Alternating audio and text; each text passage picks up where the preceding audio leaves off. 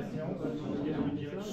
va commencer, messieurs, dames. Merci à Cédric de venir, je le présente rapidement.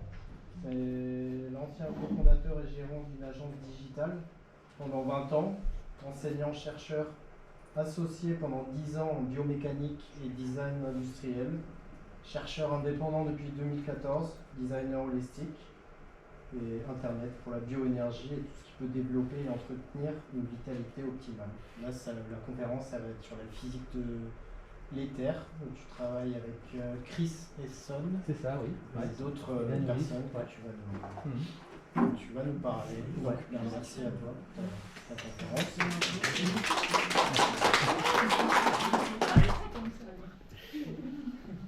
Voilà, donc je vais vous parler un petit peu de Frill, la physique de l'éther et générateur de Frill. Donc c'est vrai qu'on entend générateur de Frill, c'est un mot qu'on ne connaît pas trop, donc je vais vous expliquer un peu tout ça.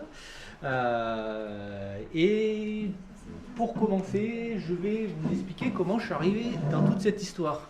Parce que c'est vrai que c'est souvent c'est la question qu'on pose aux gens qui font des choses qui sont un petit peu pas très standards, c'est comment vous êtes arrivé à ça. Donc en fait moi j'ai commencé à travailler, je me suis intéressé aux ondes scalaires il y a une petite dizaine d'années. Je ne sais pas si les ondes scalaires ça vous parle. Ouais, ok. Bon, maintenant ça commence à être, on commence un peu plus à en parler, mais on va dire qu'il y a 10 ans on en parlait beaucoup moins. À la base, je me suis intéressé aux travaux d'un chercheur qui s'appelle le professeur Meyle, qui est un chercheur qui est allemand, qui travaille depuis les années 90 sur les ondes scalaires. D'ailleurs, le terme des ondes scalaires, ça vient de lui, ça vient de Constantin Meyle, qui a, en fait, il a repris les travaux de Tesla. Donc là, en fait, on voit ici un générateur de Tesla. Ça, c'est un brevet de Tesla qui date de 1900. C'est 1900, ça a été déposé en 1900. Donc Tesla, bon, je ne ferai pas une conférence sur Tesla parce que je déborderai, mais Tesla croyait en l'énergie libre et en fait, il voulait que l'énergie soit disponible gratuitement à tout le monde. Voilà, l'énergie électrique. Tesla avait travaillé sur l'éther parce qu'à l'époque, c'était une notion qui était encore admise par la science et lui, il ne travaillait pas avec, enfin, il travaillait avec les ondes scalaires sans que ce soit appelé ondes scalaires, voilà. Et au final, donc, ce chercheur, le professeur Meyle, c'est quelqu'un qui est toujours en activité, il a reconçu en fait ce système d'antenne. En fait, c'est un système de transmission d'énergie sans fil. Enfin, en fait, il y a un fil qui sert de fil de terre, et en fait, on va avoir de l'énergie qui va passer d'une sphère à une autre. Et dans le procédé du professeur Meyle, en fait, il montrait en fait comment faire, enfin il montrait la réalité des ondes scalaires. Les ondes scalaires, en fait, il faut un émetteur, un récepteur, et on va pouvoir transporter de l'énergie et de l'information par ces ondes scalaires. Donc, les ondes scalaires permettent d'expliquer la transmission de pensée, permettent d'expliquer beaucoup de choses que la science actuelle ne peut pas expliquer. On est tous en fait des machines à ondes scalaires. Hein. On peut, si on se met en contact avec quelqu'un à distance, quelle que soit la distance, et bien avec un petit peu de pratique, voilà, on peut transmettre des pensées, de l'information. Et en fait, même si on met la personne, ça c'est des expériences qui ont été faites dans les années 60, même si on met la personne dans ce qu'on appelle une cage de Faraday, donc une cage métallique qui empêche les ondes électromagnétiques de passer, hein, les ondes radio, elles ne peuvent pas passer, mais les ondes scalaires peuvent passer à travers cette cage-là. Et en fait, moi, ma démarche était de dire, ben, tiens, je vais refaire les expériences, parce que le professeur Meyle proposait des kits pour les chercheurs, pour expérimenter les ondes scalaires. Et en fait, j'ai refait sa machine, donc là, je l'ai fait en impression 3D. C'est branché à un générateur qui envoie en fait des impulsions. On envoie des impulsions ici, et en fait, on va avoir de l'énergie qui va passer, c'est relié juste par un seul fil, et on va envoyer de l'énergie ici, il y a une petite bouillotte qui va s'allumer quand on va allumer tout ça, voilà. Donc c'était, et même si on mettait dans une cage, ça arrivait quand même à fonctionner. Donc à la base, j'ai travaillé sur ce principe-là, ça a marché, je me suis dit tiens, c'est chouette, j'aimerais bien la diffuser en open source, ce serait assez chouette, et là, du coup, je l'ai contacté, il m'a dit oui, je me suis basé sur les brevets enfin ce que j'ai repris c'était les brevets de Tesla, donc il m'a dit vous pouvez diffuser ça en open source, donc je dis ok super. Donc j'ai commencé par cette histoire et puis j'ai continué mes recherches sur dans d'autres thématiques. Vous voyez, j'ai développé après des disques, mais ça sort un petit peu du sujet. Mon intérêt, c'est de travailler pour la vitalité et pour produire des dispositifs pour la vitalité. Voilà. Donc après, je continue encore aujourd'hui à travailler dans ce domaine-là et c'est mon activité principale depuis quelques années. Donc voilà comment je suis arrivé à ça. Donc le générateur en scalaire, c'est quelque chose que j'ai fait en 2018 et depuis j'ai continué mon cheminement. Le projet du générateur de Friel, faut savoir que c'est un projet qui est aussi un projet en open source. Donc, un projet open source, c'est-à-dire que le projet est diffusé gratuitement et publiquement à tout le monde, voilà, sans qu'il y ait de dépôt de brevet ni rien, c'est-à-dire que n'importe qui peut accéder aux informations du projet. Donc le projet a commencé en 2022 ici, donc c'est un projet qui est assez fou.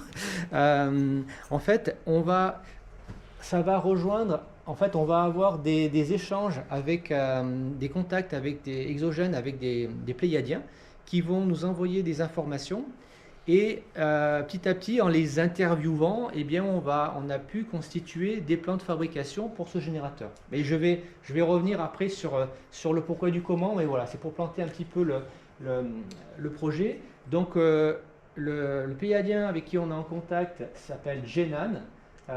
Et les échanges sont publics avec Genan, c'est-à-dire qu'il y a une personne qui est en contact avec lui, les scientifiques, donc on va préparer nos questions, et donc les questions sont posées, il y a des contacts qui se font parfois tous les 2 mois, parfois tous les 6 mois, ça dépend un petit peu, là il n'y a pas de très grande régularité, et en fait de tous les échanges qu'il y a sont regroupés dans un PDF de 230 pages qui sont accessibles à n'importe qui, et en fait on voit les questions-réponses qui ont été posées.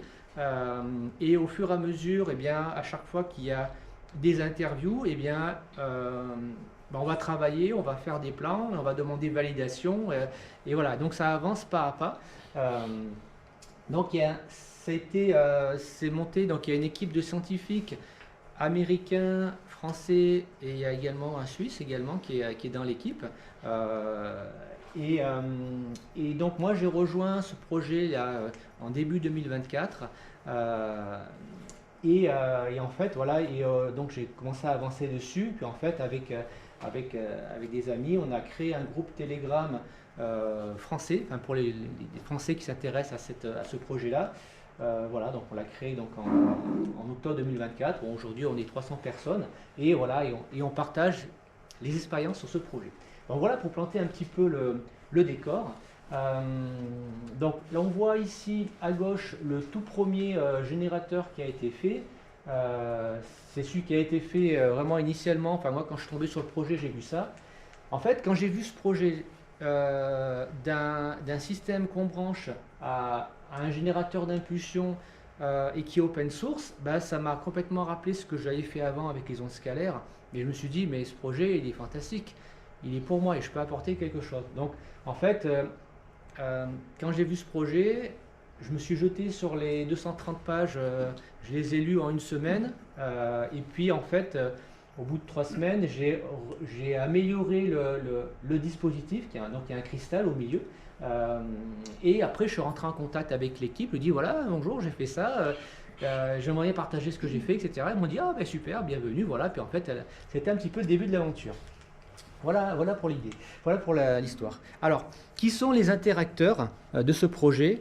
Donc, on va avoir 4 personnes clés dans ce projet. Donc, le premier qu'on voit à gauche, donc c'est le docteur Marcel Vogel. Donc, c'est quelqu'un qui est décédé dans les années 90. C'est quelqu'un c'est un grand chercheur, c'est quelqu'un qui a été directeur de recherche chez IBM pendant 27 ans. Donc pendant 27 ans, il a dirigé la recherche chez IBM.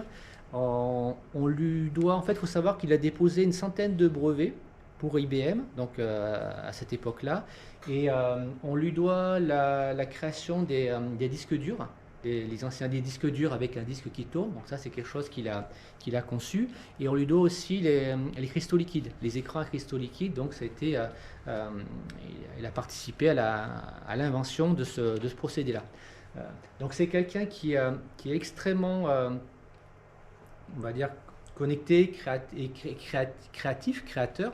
En fait, il a commencé, donc il avait déjà des recherches relativement avancées au niveau des cristaux. Et donc à sa retraite, en fait, il a continué ses recherches sur les cristaux. Et donc il a poursuivi ses recherches. Il a créé un véritable laboratoire de recherche sur les cristaux pour en fait... Enfin voilà, je parlerai un petit peu plus de ses recherches tout à l'heure, voilà. Mais c'est vraiment quelqu'un qui a été extrêmement productif au niveau de la... Enfin vraiment, c'est à partir de lui que les recherches ont commencé sur les cristaux. Donc la deuxième personne, Dan Willis. Donc Dan Willis, c'est un ingénieur radio, c'est un ancien journaliste de chez ABC, donc c'est un Américain, donc tous les deux sont américains. Dan Willis a été un chercheur associé, donc il a travaillé avec Marcel Vogel. Quand Marcel Vogel a commencé à la retraite à créer un laboratoire de recherche, il a aidé à démarrer le laboratoire de recherche, il a aidé à trouver les cristaux et en fait il a travaillé avec Marcel Vogel jusqu'à la fin de sa vie. Voilà. Donc il a vraiment encadré et travaillé il était vraiment son assistant de recherche. Dan Willis, c'est quelqu'un qui est toujours vivant et qui continue également à produire. Et c'est sur le projet générateur de frills, c'est lui qui va encadrer les recherches. Alors, pour l'instant, on ne voit pas tellement de lien avec le monde exogène extraterrestre, mais j'y arrive. Il faut savoir que donc Marcel Vogel, donc Dan Willis a travaillé pendant 8 ans avec Marcel Vogel et Dan Willis également, il a fait partie, il a été un témoin en 69 en fait, lorsqu'il travaillait à l'armée, et bien en fait il a été témoin d'un ovni, enfin d'un ovni qui sortait de l'eau donc il était opérateur radio, donc il a eu énormément d'informations à ce sujet. Donc les informations à la base c'était des choses qui étaient classifiées, mais il a communiqué, en fait il a fait partie des 25 témoins, des témoins militaires qui sont allés partager, on va dire, qui sont allés témoigner au grand public en 2001. En fait, ça a été un petit peu le début de ce qu'on connaît un petit peu avec les réunions, enfin les présentations qu'on a avec le congrès qui ont commencé en 2023, qu'on voit avec David Grush, etc. Donc, si vous vous intéressez un petit peu à l'ufologie, c'est des choses qui vous parlent. Si je vous parle de Stephen Greer, c'est sûrement quelqu'un que vous connaissez. Il faut savoir que Stephen Greer, à la base, c'est lui. Alors, Stephen Greer travaille depuis les années 80 sur le contact extraterrestre par la méditation, donc un travail de méditation en groupe. Et en fait, après, on a des observations dans le ciel. Donc, Stephen Greer a énormément travaillé sur la divulgation. Et en fait, il a décidé, dans les années 90, de commencer à collecter les témoignages des militaires. Parce que principalement, c'était là où c'était le plus caché, mais c'est là où il y avait le plus d'informations. Et Stephen Greer, pendant 10 ans, a collecté 500 témoignages de militaires qui avaient vu quelque chose. Donc c'était quelque chose qui a été classifié. Et Stephen Greer a décidé de faire une présentation devant les médias avec une sélection de 25 témoins militaires qui avaient quelque chose à présenter, preuve à l'appui. Voilà. Donc et Dan Willis, ça fait partie de ces 25 militaires pour venir témoigner de ce qu'ils ont vu. Donc à ce moment-là, ils ont fait venir les plus grandes chaînes de télé, dans un club de presse. Enfin voilà, ils ont essayé de médiatiser ça au maximum. Malheureusement, ça a fait pchit. Bon, pourquoi? Parce que Dan Willis, qui lui-même travaillait dans les médias, en fait, il a vu qu'il y avait des directives au niveau des médias de ne pas relayer l'information. Donc, en fait, ça a été vraiment shadowbanné. Et bon, 4 mois après, il y a eu 11 septembre. Donc, on risquait plus du tout de parler de ça. Voilà. Mais il faut savoir qu'il y a eu un effort de divulgation en 2001. Et donc cet effort a continué et on sait qu'encore aujourd'hui on a toujours ces travaux sur la divulgation. Voilà. Donc Dan Willis a ce lien à la fois avec Marcel Vogel, avec les cristaux, mais avec le côté exogène. La troisième personne que vous connaissez sûrement, donc Elena Danaan, donc c'est une Française qui est archéologue, qui est auteure, qui a été abductée à l'âge de 9 ans par des extraterrestres gris négatifs, donc qui ont mis un implant dans la tête, et donc elle a été sauvée, enfin comme beaucoup d'abductés en fait, beaucoup d'abductés se sont retrouvés avec des implants, et donc elle a été sauvée par des extraterrestres positifs qui ont transformé son implant, qui ont été placés par les grilles, en appareil de communication quantique. C'est un appareil qui lui permet d'être en relation avec ces extraterrestres. Donc c'est, on va dire, la tranche galactique. Je sais qu'il y a des ufologues qui n'aiment pas ça, parce qu'ils trouvent que c'est trop, c'est pas possible. Bon.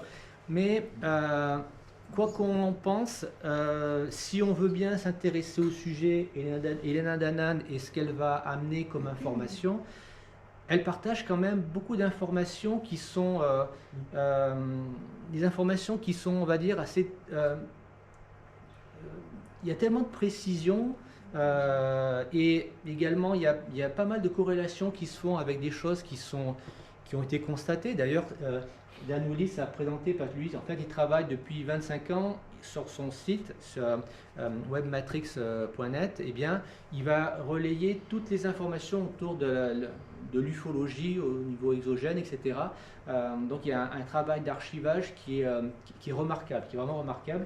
Et en particulier, il a fait une page sur Elena Danaan pour lister tous les points, en gros, ce qu'elle a annoncé, parce qu'elle a dit, voilà, mes contacts exogènes m'ont dit qu'il allait y avoir tel événement au niveau de éruption solaire sur Mars, sur Neptune, sur tel, etc.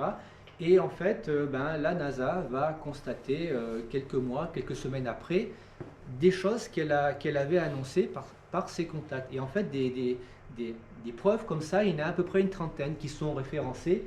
Alors, on va dire, même si Elena Danaan raconte, on va dire, on peut juger que c'est un petit peu n'importe quoi, et c'est assez troublant de voir que ce qu'elle va amener, quand même, il y a des corrélations. Voilà. Après, c'est un personnage qu'on pourrait également dire plein de choses sur elle, mais en tout cas, voilà, il y a c'est quand même ces choses qui sont assez troublantes. Donc, son contact principal, donc c'est un pléiadien qui s'appelle Toran, c'est la personne qui l'avait sauvé quand elle avait 9 ans, elle est toujours en contact avec lui.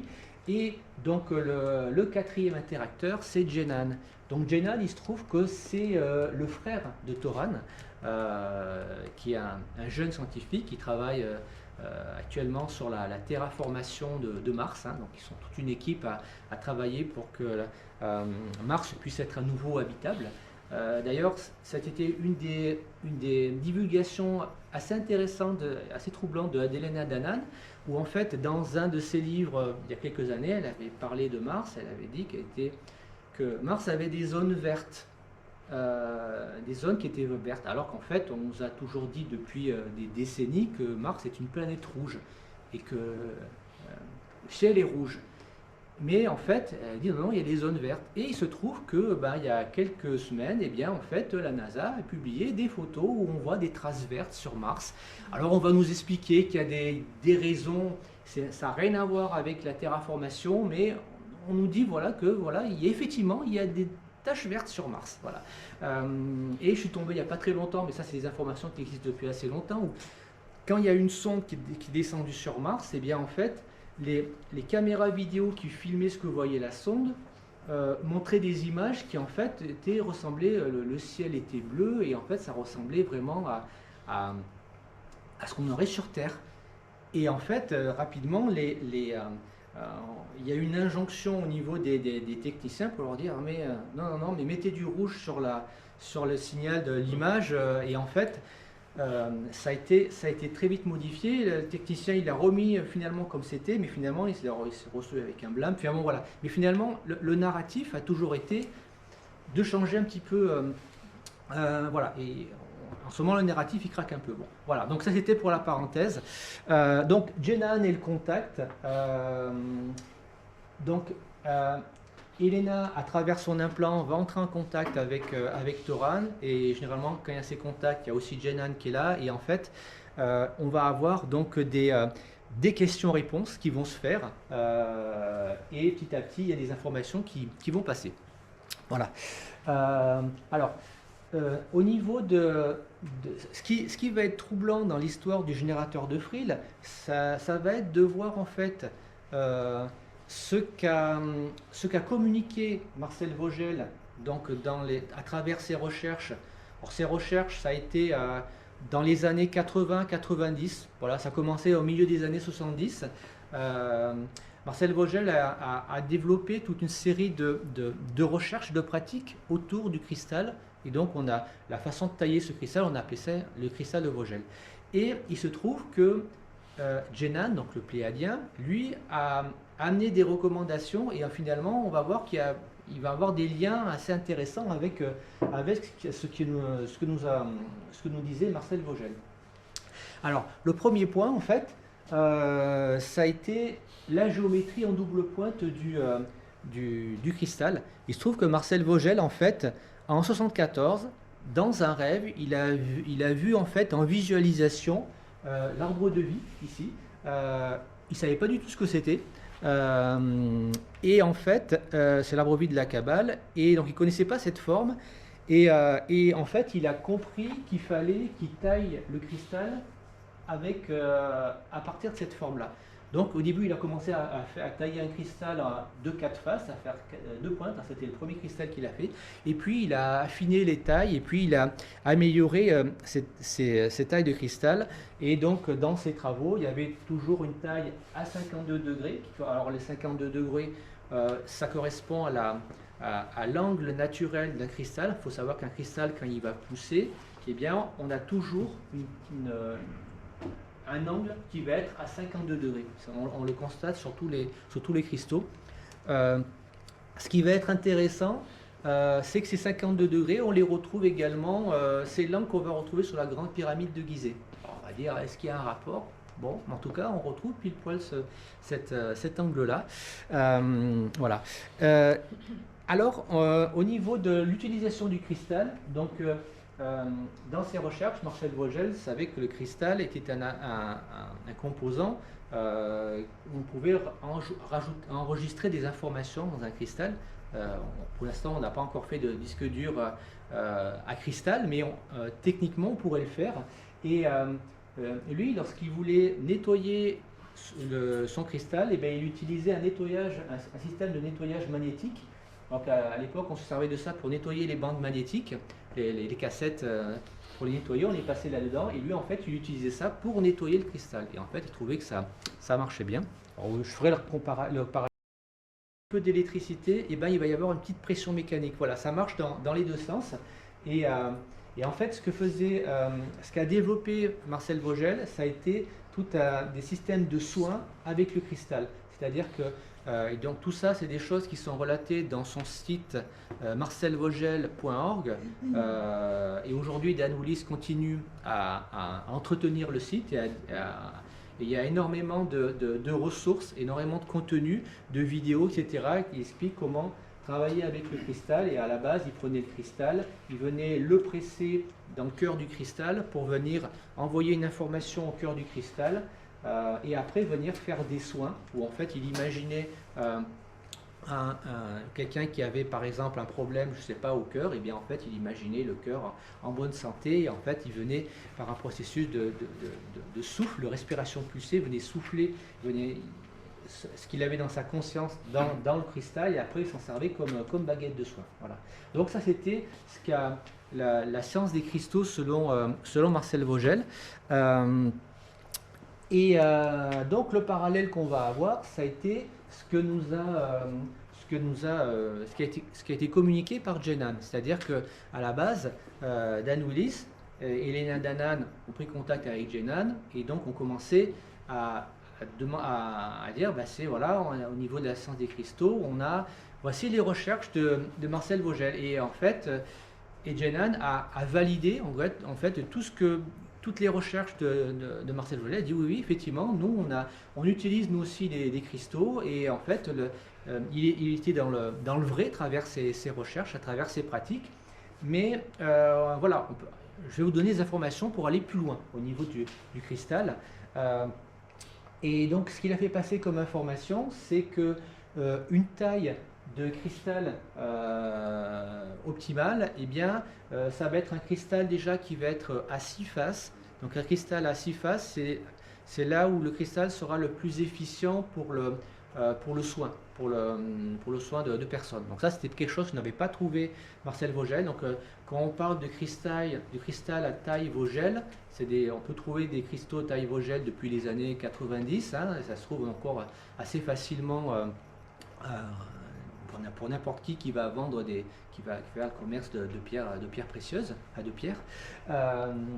Voilà. Et donc ce qu'a communiqué Jenan, il a dit bon, la taille optimale pour ce cristal, eh bien donc on va avoir 52 degrés en bas. Alors il a dit attention, on va être plus précis, ça va être 51,843 degrés. Voilà. Donc ça c'est la valeur exacte, mais on peut l'arrondir à 52 degrés, donc c'est intéressant parce que finalement on retombait exactement à cette valeur-là. Et il a dit, l'autre pointe, eh bien, on va être sur une pointe à 60 degrés.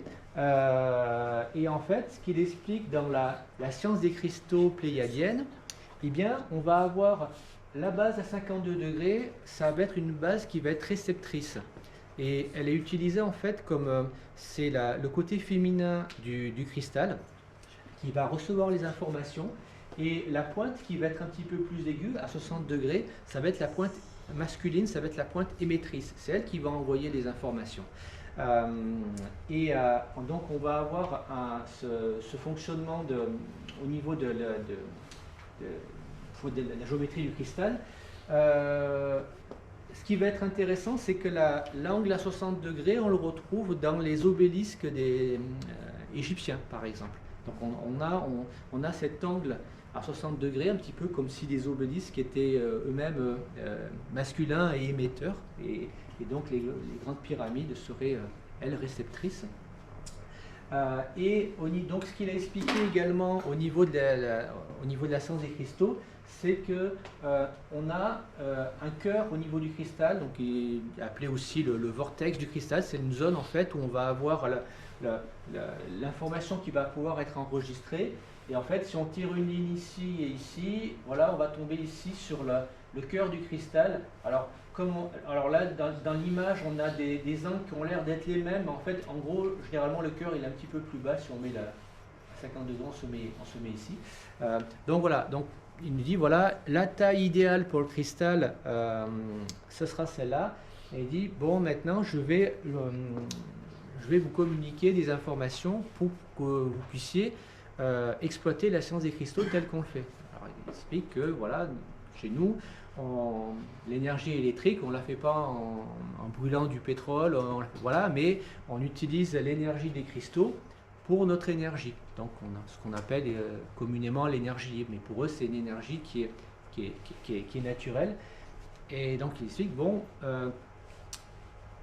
je vais vous partager des informations à propos de cette énergie libre, mais pour l'instant vous n'êtes pas prêts.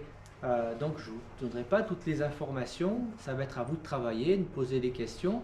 Au départ, ce qu'on va vous communiquer, ça va être comment utiliser l'énergie qui va être diffusée par générateur de frilles pour que ce soit une énergie qui soit positive pour nous, pour les humains. Voilà, que ce soit une énergie qui soit bonne pour la vitalité, mais on ne parle pas encore de générer d'énergie libre, mais il faut savoir que le procédé est le même, mais si le générateur fonctionne un petit peu, ce sera bon pour le vivant. Voilà. Et donc, petit à petit, de questions en réponse, eh bien, il a expliqué que pour pouvoir faire le générateur de frill, il s'agit en fait de venir, donc on a ici le cristal, et de préparer un système de bobine, de fil qui va tourner dans un sens, hop, et dans 90 degrés dans l'autre sens. Et en fait, on va venir stimuler le cristal par des impulsions électriques. Donc on va avoir un premier bobinage avec du fil d'argent et de l'autre côté avec du fil de cuivre. Et l'idée, ça va être d'envoyer des impulsions à 4096 Hz. Donc ça, c'est la valeur qu'il a donnée précisément. Et voilà, il a expliqué, voilà, il faut qu'il y ait un générateur qui envoie des impulsions ici, et un autre générateur qui envoie des impulsions ici, et ça va se faire tac, tac, tac, tac, tac, comme ça, voilà. Donc un coup d'un côté, un coup de l'autre, et ça va se faire très vite, donc ça va se faire, en gros, toutes les 0,1 secondes, il va y avoir une impulsion, donc ça va être vraiment très très rapide. L'idée, c'est de venir en fait stimuler le cœur du cristal, qui est ici, et en fait, en stimulant le cœur de ce cristal, eh bien, le cristal va délivrer le frill. Et donc, ce qui explique, voilà, au niveau de la position du vortex du cristal, c'est un peu ce que j'expliquais tout à l'heure, voilà, le vortex est ici, et en fait, en venant le stimuler électriquement, c'est un petit peu comme si on venait appuyer dessus, mais vraiment de manière très rapide, pour le dégagement du frill. Également, ce qui a été délivré comme information, c'est l'importance du rôle de la conscience, du lien qu'on va avoir avec le cristal, le rôle de l'amour. Et en fait, cette conscience en fait, est extrêmement importante, et cette position, cette stature est vraiment extrêmement importante. C'était le cas également pour Marcel Vogel, quand il travaillait avec son cristal. Il fallait qu'il se mette dans une position dans une situation d'amour inconditionnel, et pour être en lien avec son cristal. Et c'est également quelque chose que venait porter Jenan, en expliquant que vraiment c'est cet état de vibration qui est essentiel pour qu'on arrive à utiliser de manière correctement son cristal. Voilà. Donc ça, c'est ce qui a été, c'est le fruit en quelque sorte pendant 3 ans, 4 ans. C'est ce qui a été envoyé petit à petit par Jenan. Et donc on s'est posé des questions. Alors moi, on va dire, j'ai pris le chemin en route, j'ai pris le train en route, hein, parce que quand j'ai rejoint l'équipe, il travaillait déjà dessus depuis 2 ans, enfin depuis 1 an et demi. Donc on a ici Chris Esson, donc, qui est un scientifique français qui travaille sur le projet depuis le début, qui continue encore à travailler d'arrache-pied sur le projet. Sa question qui s'est posée, lui en tant que scientifique, c'est pas quelqu'un qui est dans, on va dire, dans le mystique ou dans le ressenti, c'est un scientifique pur et dur, mais qui est complètement ouvert d'esprit, et qui en fait qui essaie de décrire, de comprendre les choses, et de les décrypter, également de les vulgariser. Donc il a fait de nombreuses conférences autour de la physique de l'éther, et de nombreuses conférences aussi pour expliquer qu'est-ce que c'est que le frill. Et il est allé l'expliquer avec une couche scientifique, de compréhension scientifique, et il est allé également l'expliquer avec des équations. Donc moi, je ne vais pas vous parler d'équations, parce que c'est pas mon rôle, et on va dire, c'est pas mes compétences là-dedans, mais je vais essayer de vous le vulgariser et d'expliquer un petit peu tel qu'il a expliqué. Donc lui, il a travaillé dessus, il a pris les travaux d'autres personnes, il a également il a vu en gros ce qu'a divulgué Elena Danaan dans ses livres, et d'ailleurs au départ c'est un petit peu ce qu'il y a eu dans le premier livre d'Elena Danaan, donc en 2021, enfin Elena Danaan a sorti son premier livre à ce moment-là, et Chris Esson est tombé c'est un petit peu sur la fin du livre, où en fait Elena Danaan va parler du frill, de l'antigravité, etc. Et en fait, lui, il travaillait déjà dessus, il s'est dit, bon sang, bonsoir, ça colle complètement avec mes recherches. Donc en fait, il faut que je prenne contact avec elle. Donc du coup, ça a commencé comme ça. Et donc il a continué à travailler sur le frill. Au final, et l'idée, c'est de venir faire le lien entre ce que dit Jenan et ce que peut expliquer la science en s'intéressant de manière ouverte à ce phénomène. Alors, Jenan, parce qu'on l'a expliqué au début, il parle de frill, mais en fait c'est un mot que personne n'avait entendu. Je veux dire, à la limite, les ondes scalaires, on connaît un petit peu, mais le frill, mystère et boule de gomme. Alors, Jenan a expliqué que le frill était issu de l'éther. Donc l'éther, en fait, c'est en quelque sorte, c'est quelque chose qui est, on va dire que la science explique depuis très longtemps, depuis des siècles en fait. Les scientifiques pensaient que le vide n'était pas vide, mais était rempli d'éther. Et en fait, mais bon, au début 1900, on a décidé que c'était quelque chose qui n'existait pas, et finalement, on a fait un peu une croix dessus. Voilà. Et Chris Esson, quelque part, il allait réhabiliter l'éther, où en fait l'éther, il faut le comprendre un petit peu comme une espèce de fluide qui remplit le vide, qui va être plein d'énergie, un espèce d'hyperfluide, et où en fait on va avoir enfin en gros tout va se passer dans l'éther. Alors pour Jenan, l'éther en fait va avoir 3 modes de vibration. On va avoir l'éther peut produire de la matière, l'éther peut produire des ondes électromagnétiques, et l'éther peut produire de l'énergie. Bon, ok, super, mais encore, bon.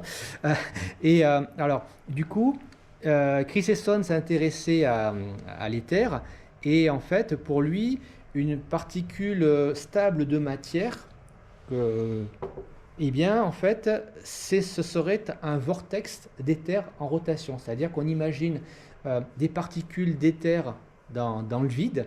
Eh bien, il va y avoir une notion de vortex, de rotation. Et en fait, quand cet éther va faire un vortex, eh bien, ce vortex va créer la matière. Voilà. Donc ça, c'est une des explications une explication au niveau de l'éther. Tesla a énormément travaillé sur l'éther, et donc, pour Tesla, l'énergie correspond à des ondes sonores électriques. Donc lui, Tesla ne parlait pas d'ondes scalaires, mais il parlait d'ondes sonores électriques, qui étaient en fait, qui sont des ondes de compression. Il faut savoir que le son va passer dans l'air, il va venir le comprimer. Donc le son passe par l'air. Mais en fait, l'énergie scalaire ou le frill passe à travers l'éther. Et en fait, ça va être un petit peu le média dans lequel il va passer. Au niveau de l'explication de Chris Esson, la gravitation, telle qu'on la connaît, la gravitation en fait correspond à un vent d'éther. C'est-à-dire que à partir du moment où l'éther va se déplacer, eh bien, ça va créer la gravitation. Donc, un vortex d'éther va aspirer l'éther au cœur de la matière et générer des ondes de compression. Donc ces ondes de compression sont des ondes scalaires. Alors en fait, c'est beaucoup de notions en fait qui même au niveau de la science, on n'a pas du tout l'habitude de manipuler, et quand on les entend comme ça a l'air de tomber de nulle part. Mais voilà,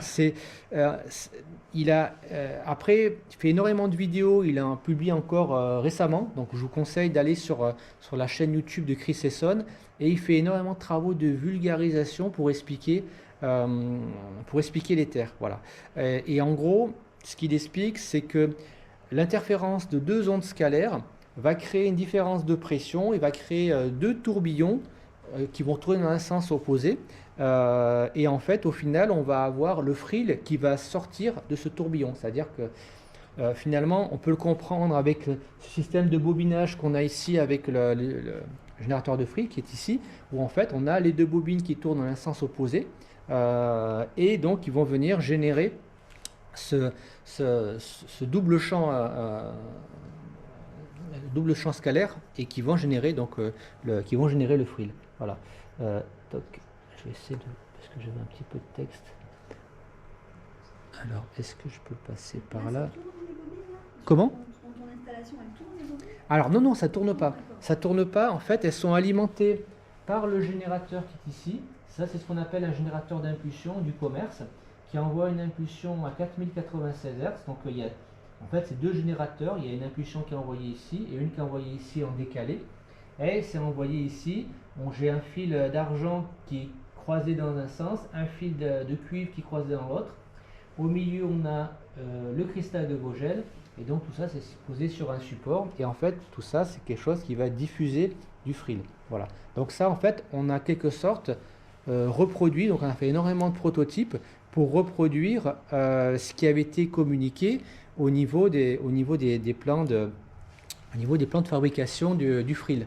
Alors, au niveau des travaux, ce sont des slides de Chris Esson, où en fait Chris Esson va expliquer que si on se place du côté d'Einstein, eh bien, pour Einstein, l'éther n'existe pas, le vide est vide, la gravité est due à une courbure de l'espace, et le paramètre C, c'est la vitesse de la lumière, c'est un paramètre qui est constant. Voilà. Donc aujourd'hui, c'est quelque chose qui est admis par ce qu'on appelle le consensus scientifique, mais il n'y a pas de consensus, mais bon, c'est un peu un consensus forcé. Voilà, c'est ce qui est admis par la science officielle. Et si on s'intéresse à ce que disait Tesla, mais aussi ce que dit Jennan, parce qu'ils disent tous les deux la même chose. Ce que disent les physiciens quantiques.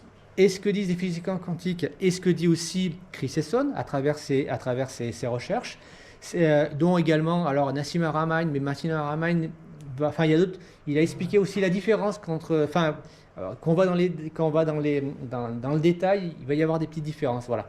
Mais en tout cas, voilà, pour Tesla, l'éther est une brique de base de l'univers, et en fait, on va retrouver dans ces briques de base des particules d'éther, donc un vortex d'éther, des particules de lumière ou d'ondes électromagnétiques, donc ça ce sont des ondes dans l'éther. Une onde dans l'éther va en fait donner de la lumière, et l'énergie, donc l'éther en mouvement, une pression dans l'éther va générer de l'énergie. Voilà.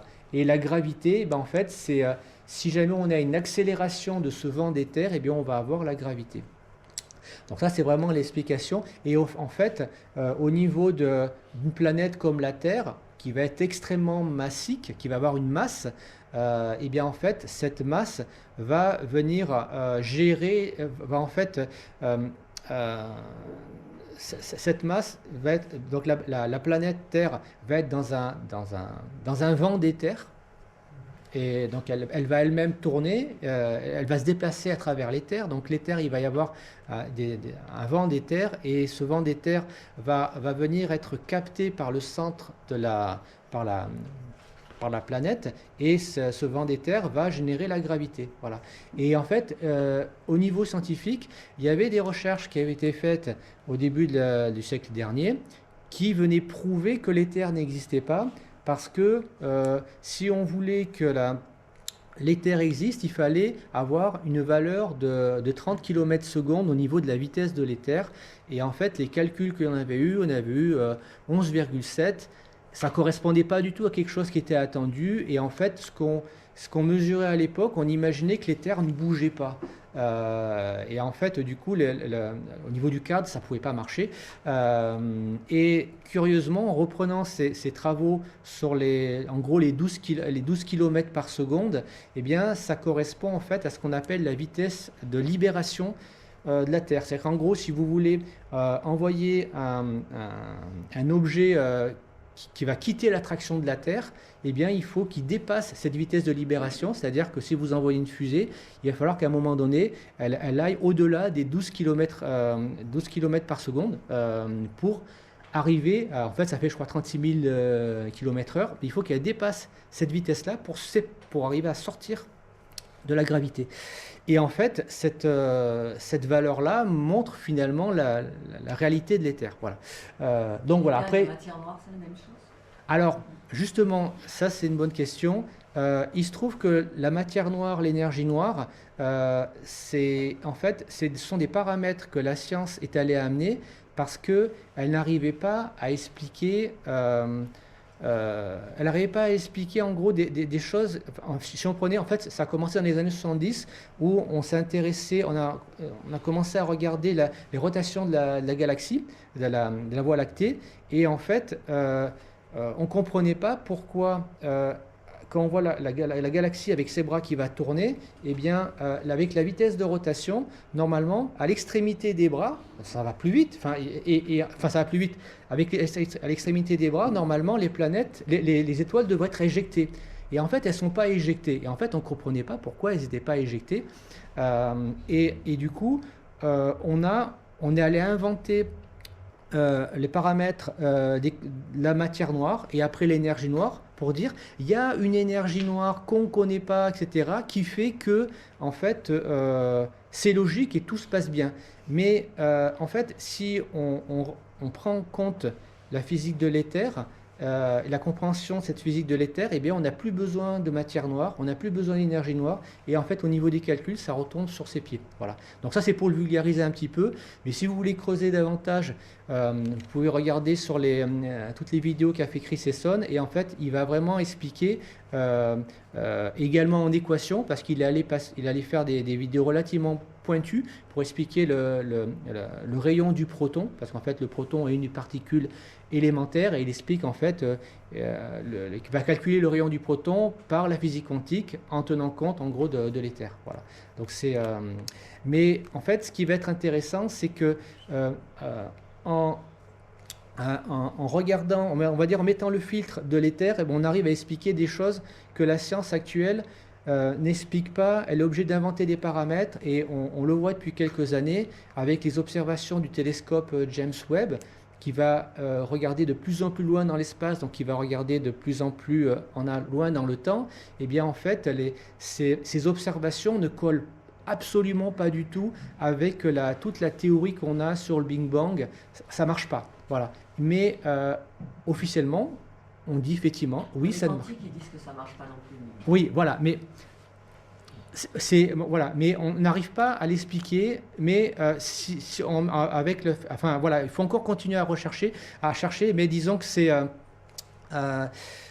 si on va dire, on met les bonnes, si on accepte l'éther, eh bien, on arrivera à expliquer certaines choses. Vous connaissez peut-être Jean-Pierre Petit avec son univers gémellaire, avec sa théorie sur l'univers Janus. Il est en partie dans le vrai. Alors, du point de vue de Chris Esson, donc il a fait des vidéos là-dessus où en fait, il trouve qu'il y a du vrai dans ce que dit Jean-Pierre Petit. Malheureusement, Jean-Pierre Petit, pour lui, l'éther n'existe pas. Donc en fait, il y a une partie qui tombe juste. Mais bon, voilà. Donc on est encore dans une problématique de progression au niveau science, d'accepter certaines choses, d'accepter certains paradigmes, voilà, pour pouvoir progresser. Donc tout ça, faut savoir que c'est encore en cours. Ce que rêverait de faire Chris Esson serait de pouvoir partager ses recherches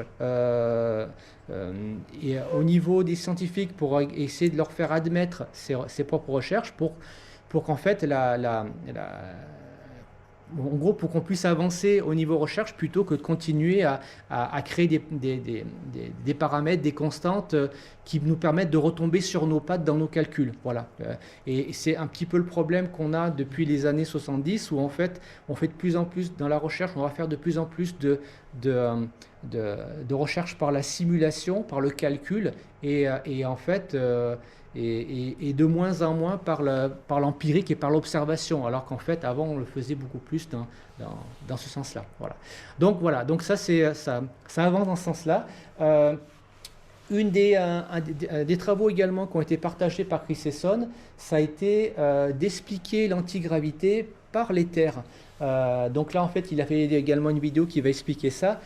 Pour expliquer rapidement, donc, en gros, on peut expliquer une technologie qui permettrait on va dire à un appareil, à un vaisseau de supprimer sa gravité. Il nous explique qu'on arriverait par écran, de faire un écrantage de gravité, donc d'annuler la masse en créant un vortex d'éther à l'intérieur de cette secoupe et d'arriver à la fois à supprimer et la masse et la gravité de l'appareil et ensuite de faire déplacer le vaisseau par propulsion électrogravité, donc par impulsion électrique à haute tension. Et bien c'est comme ça que les appareils, comme ça que les secoupes peuvent se déplacer. Voilà. Donc ça c'est quelque chose qu'a décrit Elena Danaan dans son livre ici. Donc au niveau de ses recherches, Chris Esson a retrouvé également ça.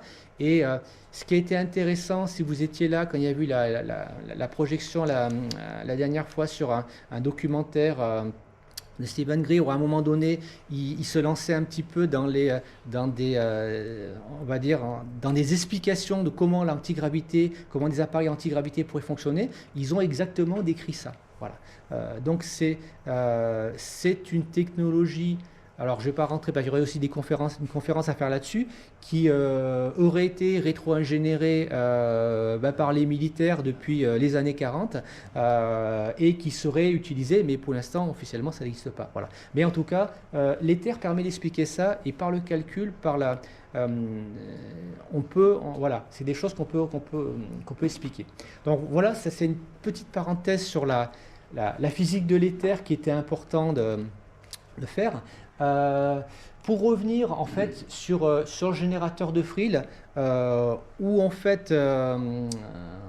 est-ce qu'on en est. Donc ça en fait, ça c'est un prototype qui a été conçu. En fait, il faut savoir qu'il y a eu plusieurs prototypes qui ont été partagés sur le site de marcelvogel.org.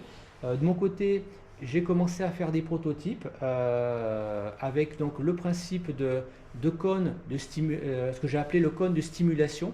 C'est un cône en fait où le cristal doit être au plus près du cône ici.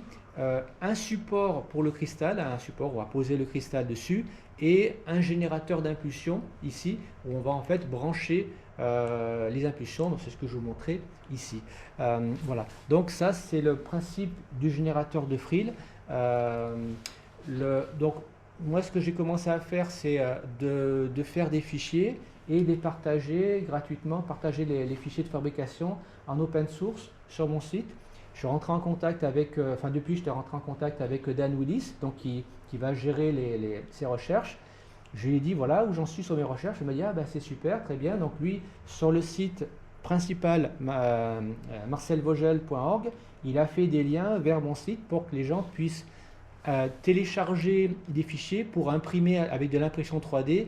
En particulier, on va dire le cœur du système, c'est vraiment le cristal. Et après, on a ce qu'on appelle le cône de stimulation pour simuler le cristal.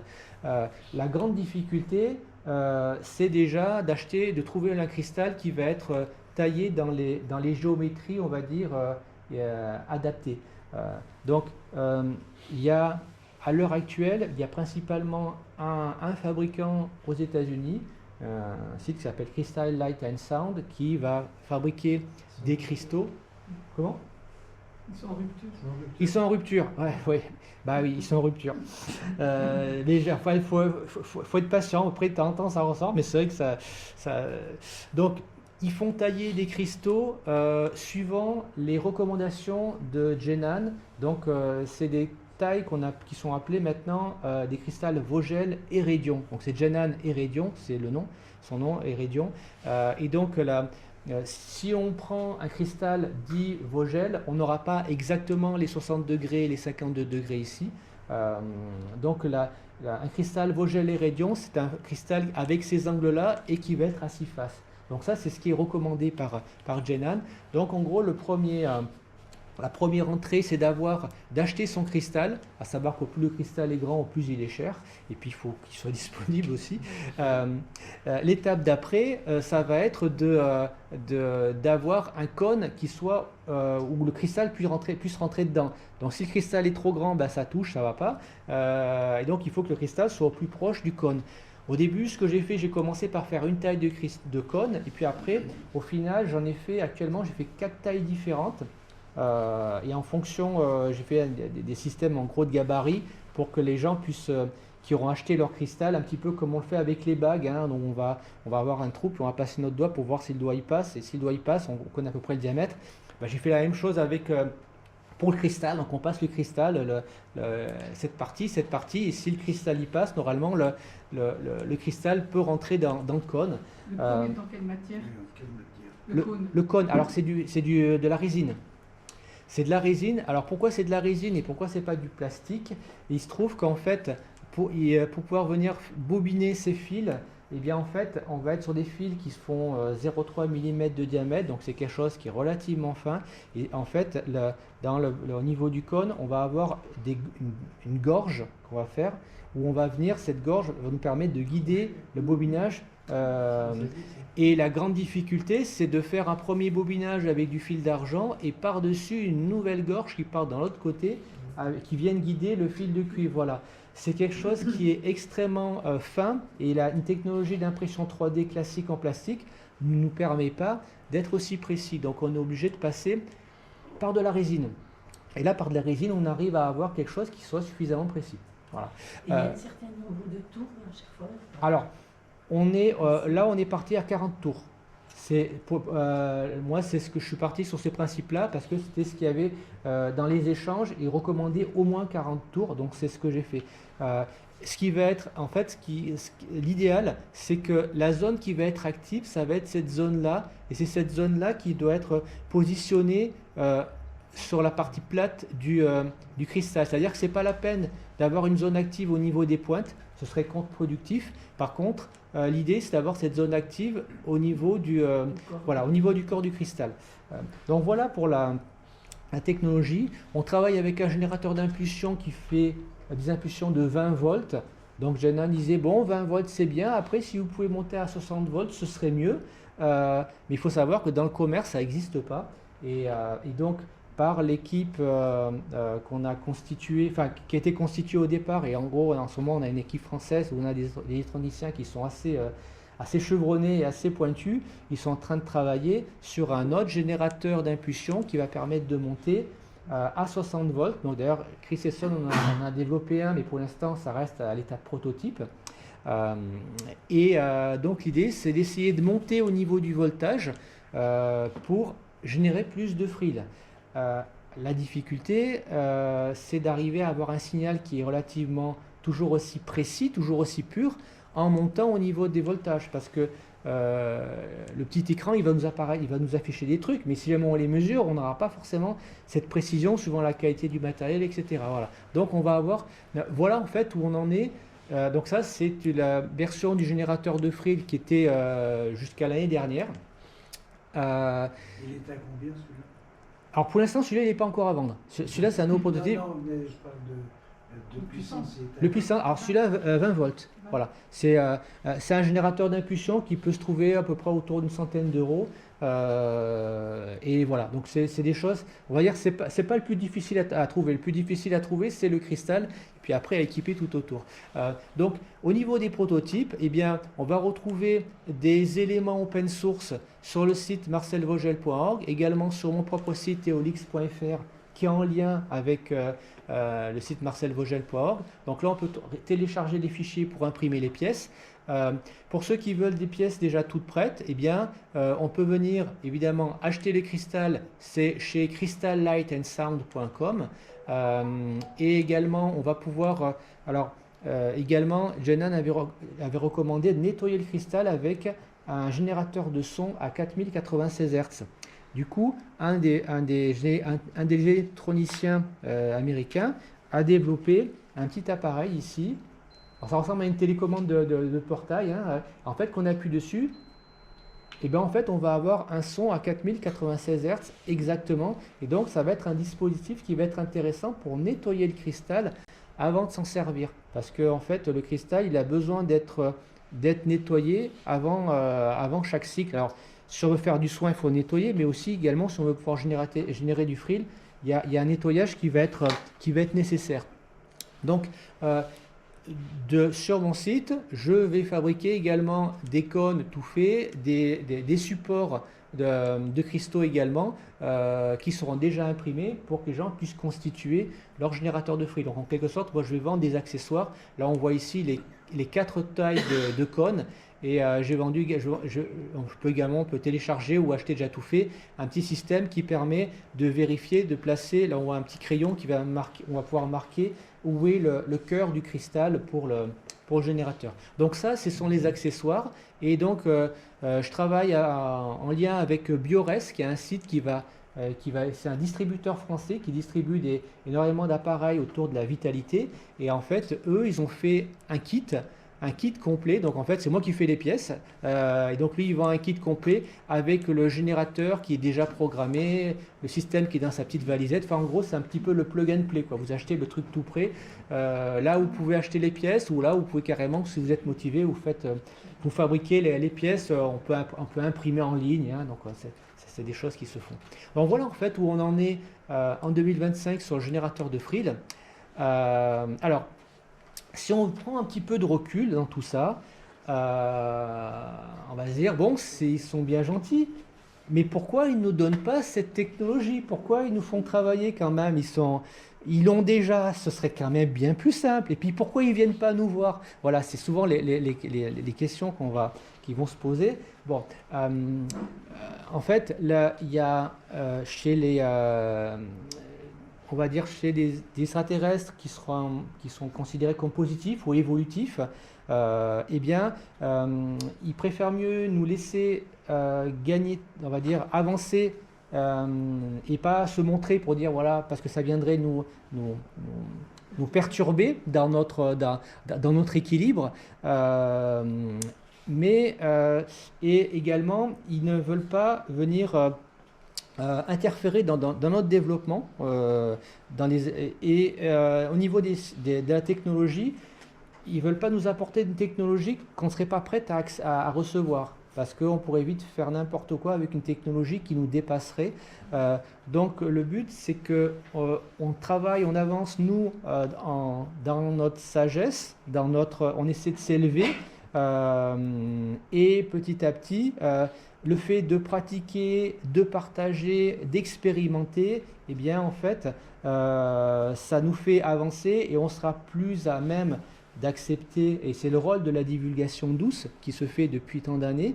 Petit à petit, cette divulgation qui va nous lâcher petit à petit des choses et qui a commencé déjà depuis des années, eh bien, c'est des choses qui... Il n'y a jamais un truc qui va arriver d'un coup, ça va se faire petit à petit et ça rentre dans les consciences et en fait au final on va s'habituer à tout ça. Voilà. Au final quand on sera prêt sur cette technologie, eh bien on pourra après avancer dans l'énergie libre. Mais pour l'instant, si on nous donne de l'énergie libre, on va tout péter et on va s'en servir comme l'arme. Et puis ce que font déjà certains militaires à travers des armes à énergie dirigée, mais ça c'est une autre histoire. Voilà. Donc voilà, ça c'est une règle qui est assez importante pour les exogènes qui sont positifs. Et donc ça, au niveau de la coordination côté exogène, eh bien, alors ça, si on regarde le spectre, le vu côté Elena Danaan, Elena Danaan va nous dire que, ce qui est probablement vrai, mais bon, après on peut toujours douter, que les exogènes positifs se sont regroupés dans un groupe qui s'appelle la Fédération Galactique des Mondes, qui est un regroupement militaire et spirituel qui vise à en gros, coordonner, enfin en gros veiller, on va dire, à ce que et le système solaire, mais également la galaxie, en gros, on va dire qu'il n'y ait pas des méchants extraterrestres qui font ce qu'ils veulent, voilà. Et ils vont justement veiller à respecter ce qui est appelé donc la directive première, donc de ne pas divulguer n'importe quoi à des espèces qui sont pas encore prêtes, voilà. Donc voilà, et donc ça va être à nous de poser les questions petit à petit pour avancer, voilà. Et donc à terme, on va aller vers un générateur énergie libre, mais voilà, pour l'instant, on n'en est pas encore là, mais voilà, faut être patient, il faut travailler la patience. Voilà, il faut accepter ça. Alors, le Friel, c'est bien beau tout ça, et en fait, on travaille dessus depuis des années, mais on se dit, mais comment ça se mesure? parce que en fait, bah ouais, moi, je l'ai branché là, mais est-ce que ça fait du frill? Si j'ai bien tout suivi, ça fait du frill, mais si ça se trouve, ça fait rien du tout. Alors, comment on le mesure? Et en fait, c'est la question qu'on se pose, on va dire, en tant que chercheur et scientifique. C'est bon, ok, on veut bien croire tout ça, mais comment ça se mesure? Alors, il faut savoir que depuis 4 ans, il y a plein de mesures qui ont été faites et on continue à faire énormément de mesures. Euh, alors, il y a des mesures qui ont été faites à travers les champs magnétiques, à travers le son, à travers la masse, parce que normalement, une génération de frill, en fait, ça va annuler la gravité. Donc, en fait, si ça marchait très bien, on aurait un cristal qui se mettrait à flotter, ou en tout cas, qui viendrait avoir une masse qui serait allégée. Pour l'instant, on n'a pas détecté de baisse de masse. On n'a pas vu, parce que normalement, un cristal qui va se mettre à entrer en vibration, il va chanter. Et là, pour l'instant, on ne l'a pas encore mesuré on n'a rien mesuré de spécial. Voilà. On a fait des tests de germination qui ont été décevants. Donc là, en fait, c'est Dan Willis qui a exposé, en fait, il a pris de l'eau, il a mis à côté, ben, c'est un petit peu ce que je fais sans le vouloir, il a mis de l'eau à côté de son générateur de frill, puis après, il a arrosé ça c'est de l'herbe à chat, hein, tout simplement. Et puis, bon, ça, c'est le frill exposé, et ça, c'est de l'herbe qui n'est pas exposée. Et bon, il s'est dit, bon, mais si mon chat, il va sûrement préférer l'herbe à chat qui aurait été arrosée avec le frill. Manque de bol, ben, son chat, il préfère l'herbe qui n'est pas avec... et en plus, c'était constaté, c'est que on n'avait pas forcément au niveau de la taille des brins, c'était pas flagrant. Donc, même parfois, on arrivait si on vous mettait la machine à côté de la germination, ça a plutôt tendance à tout griller, quoi. Donc, c'est décevant. Là où on va avoir vraiment quelque chose, ça va être à travers le ressenti. Donc là, des personnes qui ont une sensibilité, des personnes qui ont du ressenti, vont ressentir des choses et également des expériences au niveau de l'amélioration de la vitalité. Par exemple, bah tiens, je mets une bouteille d'eau, je vais boire régulièrement cette eau-là avec cette eau frillée en quelque sorte. Voilà. Donc, évidemment, on peut dire oui, mais où est le rôle du placebo, etc., de le travail du mental? Bon, mais en tout cas, c'est vraiment là où par le ressenti qu'on va avoir mesuré le plus de choses. Et finalement, c'est pas étonnant parce que depuis presque 10 ans que je m'intéresse aux ondes scalaires, il faut savoir que les ondes scalaires, il n'y a pas de machine pour les mesurer. C'est vraiment, comme on est nous-mêmes des machines à ondes scalaires, c'est nous qui allons pouvoir les mesurer. Avec tous les défauts que ça peut représenter, mais on est les meilleurs instruments de mesure. Donc, moi, ça ne m'a pas étonné. Mais ce qu'il faut savoir quand même, c'est que Jenan a dit, il y a des pistes de mesure, parce qu'il dit comment on fait. Il nous a dit, voilà, vous pouvez le mesurer à travers des appareils de biophotons. C'est-à-dire que le générateur de frill va émettre des biophotons. Donc, si vous arrivez à mesurer des biophotons, eh bien, vous allez mesurer le frill. Ça, c'est une piste de recherche. Après, il a dit, vous pouvez travailler avec l'interférométrie laser. Ça, c'est une piste de recherche qui pourrait montrer la génération de frill. Et il a dit, vous pouvez également le mesurer à travers des modifications temporelles, c'est-à-dire qu'il y aurait une légère modification de temps. Voilà. Donc ça a été les pistes qui ont été ouvertes. Pour ma part, je suis équipé d'une machine qui permet de mesurer les biophotons, donc je me suis occupé de cette partie-là, d'essayer de voir au niveau de l'émission des biophotons. Chris Esson travaille en ce moment avec des dispositifs d'interférométrie laser. Donc il n'a pas encore communiqué dessus, il a fait une petite vidéo là-dessus, mais il continue à travailler dessus et à améliorer ses dispositifs, son setup. Et alors, ce qu'il faut savoir, et ça il nous l'a dit, je crois qu'il en a parlé dans certaines vidéos, dans ces dispositifs, il est déjà arrivé une fois d'entendre son cristal chanter. Et en fait, il n'avait pas noté ses réglages, etc. Il a essayé de le refaire chanter, il n'a jamais réussi à le faire nous chanter, mais il a déjà entendu un espèce de... Donc, comme on fait avec les verres de cristal, voilà. Ça y est déjà arrivé. Et il nous a dit également qu'il a fait des mesures de temps avec des sabliers, et à un moment donné, il allait trouver des différences. Alors, je ne veux pas dire de bêtises, mais je crois qu'on était à une différence peut-être, mais c'était assez fort, quoi. C'était peut-être 10 secondes de différence entre plusieurs sabliers. Donc, mais ce n'est pas des mesures qu'il a réussi à reproduire. C'est-à-dire que on est encore à une constatation, mais il n'y a pas encore de répétabilité. Donc, scientifiquement, ce n'est pas quelque chose qu'on peut, on va dire, mettre en avant. Mais, et toute la difficulté, ça va être de reproduire ces expériences. Voilà. Donc, pour l'instant, on en est là sur la détection. Pour ma part, alors là j'ai fait plusieurs conférences sur mon site, enfin une conférence en anglais. Alors j'ai travaillé avec un appareil qui s'appelle le BioWell, qui va mesurer, on va dire, un niveau d'activité du lieu. Et en gros, ce que j'ai fait, j'ai pris des appareils qui génèrent des ondes scalaires. C'est des appareils du marché que j'ai achetés. Donc là, ce sont des valises. En gros, on s'assoit au milieu et en fait, on va recevoir des ondes scalaires, et ça c'est un petit appareil de poche qu'on va mettre sur soi, et donc il y a un rayonnement d'ondes scalaires qui fait à peu près un rayon d'1 mètre, et j'ai mesuré ces appareils, et à travers cet appareil de mesure, le BioWell, donc on a une petite antenne, j'ai mesuré, normalement cette antenne va mesurer, l'idée c'est d'essayer de mesurer, on va dire, un paramètre qui s'appelle le niveau d'activité de l'environnement, et ce paramètre, en fait, si c'est un paramètre qui va descendre, eh bien en fait, si on est dans une activité élevée, on est des activités du travail, une activité physique, et en fait si le paramètre descend, on arrive à une activité normale, sommeil, récupération d'énergie, etc. Et là, une faible activité, on est dans la méditation. Et en fait, c'est ce qu'on fait quand on va méditer. En fait, on va faire ralentir les battements de notre cerveau, de notre cœur. Et en fait, en réduisant notre activité, eh bien, en fait, on va se mettre dans un état où on va davantage pouvoir capter des choses, être en relation avec le champ akashique. Enfin, on va pouvoir capter des choses qu'on n'aurait pas pu capter si on était dans un état normal.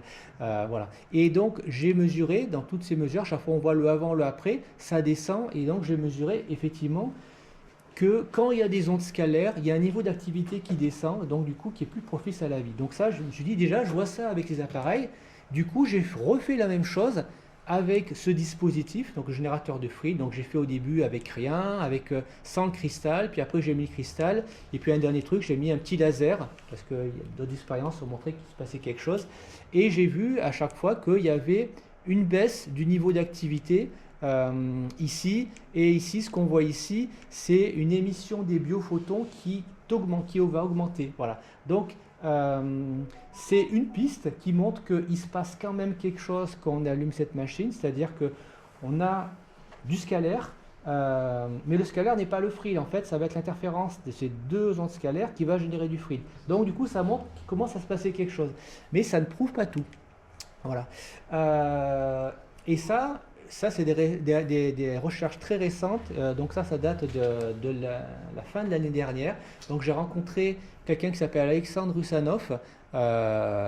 C'est quelqu'un qui est ingénieur géologue et qui travaille dans les champs de torsion depuis une trentaine d'années. Donc il a en gros démontré que, et ça en fait, lui il est d'origine russe, hein, Alexandre Russanov, mais en fait il vit en France depuis une trentaine d'années. Et donc il a rencontré tous les grands chercheurs russes qui travaillent sur les champs de torsion. Il faut savoir que les champs de torsion, c'est quelque chose qui est étudié en Russie depuis les années 50, 60, 70. Il y a eu énormément de recherches. Puis en fait, après, à partir des années 90, ça a été un petit peu interdit. Enfin, en gros, voilà, ça a été un petit peu comme ici, quoi. Et en fait, il m'a transmis énormément de choses, et il transmet beaucoup de choses, il fait beaucoup de formations, etc.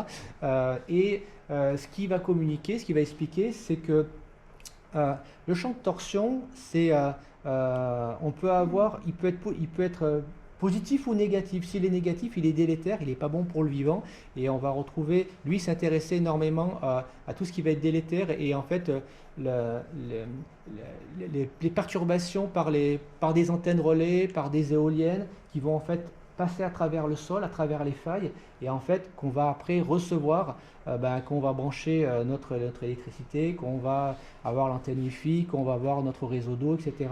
On va recevoir de la nocivité qui va être issue des failles et qui va être diffusée en gros par des appareils qui envoient l'énergie délétère. Et lui, il travaille sur des dispositifs qui rendent positif ce champ de torsion. Donc, ce qui m'a transmis, et ce qui a transmis à beaucoup de personnes, au niveau de la compréhension des champs de torsion, donc là, en fait, ce que j'explique ici, c'est quelque chose qui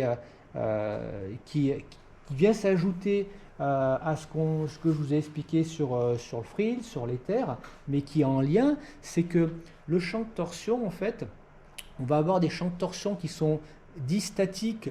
Donc, un champ de torsion statique, c'est une onde de forme. En fait, c'est une forme. Vous voyez ici, cet escargot, on va avoir une forme qui va tourner dans le sens horaire, là, et ça va être positif. Hein. Et on a également des champs de torsion qui sont dynamiques, qui sont générés par des appareils électroniques. Voilà.